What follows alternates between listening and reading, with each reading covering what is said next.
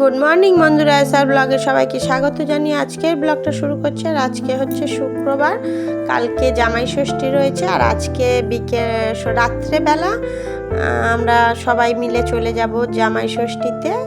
ওই জন্য এখন সকাল সকাল রান্নাটা করে নিচ্ছি। তারপরে এই যে দেখো, ওই মৌটি মাছ আর পুঁটি মাছ আনা হয়েছিল, ওইটাকে কালো জিরে আলু দিয়ে পাতলা করে একটু অল্প ঝোল করেছিলাম, বেশি একটা ঝোল করিনি, ওটা করেছি। আর হ্যাঁ, থানকুনি পাতা দিয়ে কাঁচকলা দিয়ে একটা তরকারি করেছিলাম।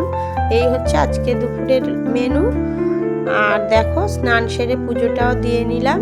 আর যাব একটু বাজারে, কিছু কেনাকাটা রয়েছে, যেহেতু যাব জামাই ষষ্ঠীতে, কিছু কেনাকাটা তো অবশ্যই করতে হবে। ওই জন্য করে মায়ের জন্য শাড়ি নেব, তারপরে ওনার জন্য একটা জামা নেব, ওই জন্য করে যাব। দেখো বন্ধুরা, এখন কেনাকাটা করে বাড়ি চলে এসেছি। আর আমাদের দোকান থেকে জুতো নিয়ে এসেছি।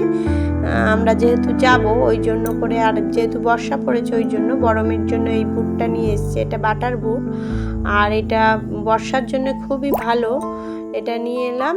আর আমার জন্য একটা ওই যে নিয়ে এসেছি জুতো, আর ছোটো মেয়ের পরার জুতো রয়েছে, ও ওইটা বাড়িতে পরবে বলে ওই জন্য বায়না করে নিয়েছে। আর আমার এই জুতোটা নিলাম আমি,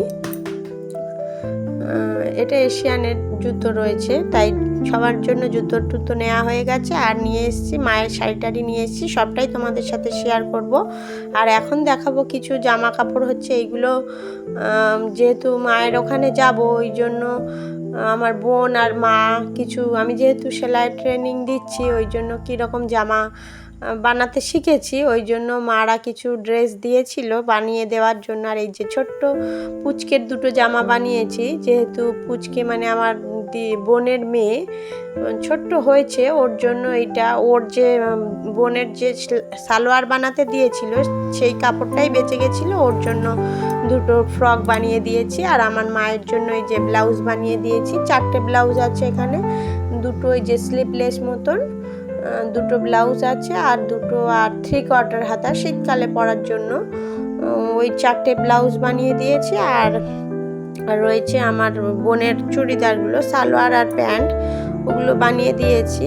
তাহলে কেমন হয়েছে বানানোটা সেটাও কমেন্টে জানিও বন্ধুরা। দেখো, এই সমস্ত বানিয়ে দিয়েছি, কালকে বানিয়ে সমস্ত রেডি করে রেখেছিলাম আগে। আর এখন সমস্ত গুছিয়ে নিয়েছি, একটু আয়রন করে নিলাম আর গুছিয়ে নিয়েছি, যেহেতু বেরোবো একটু পরেই, ওই জন্য করে। দেখো, এই যে প্যান্টটা, এটা সালোয়ার প্যান্ট, এরই কাপড়ের টুকরোই বেশি হয়েছে, তোমাদের সাথে দেখালাম যে ফ্রকটা বাচ্চার জন্য বানিয়েছি। আর এই যে এটা সালোয়ার, এটা এখন করবো না, মানে খুলবো না, আর ভাঁজ করে রেখেছি, আয়রন করে রেখেছি। এই যে দেখো, আর তোমাদের দেখাবো কি কি কিনে আনলাম। এগুলো তো সমস্ত বানানো জিনিস, সমস্ত গুছিয়ে নেব এক্ষুনি। আর যেটা কিনে এনেছি সেটাও তোমাদের সাথে শেয়ার করবো। এই যে আমার হাজব্যান্ডের শার্ট, আর আমার বাবার জন্য একটা পাঞ্জাবি নিয়েছি, আর এটা হচ্ছে আমার মায়ের শাড়ি।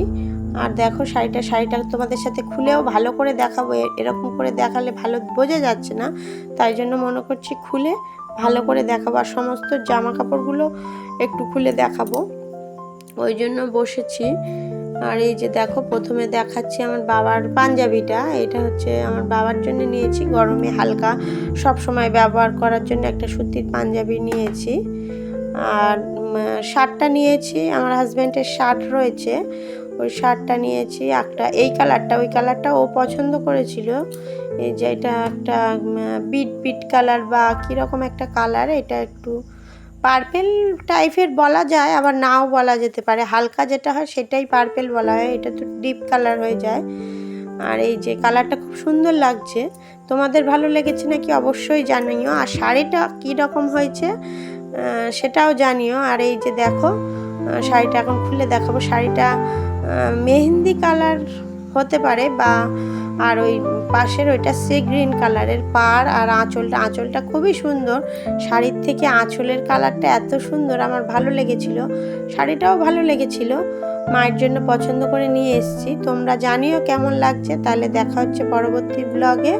ভিডিওটি যদি ভালো লেগে থাকে লাইক, কমেন্ট, শেয়ার করবেন, সাবস্ক্রাইব করবেন। Good night.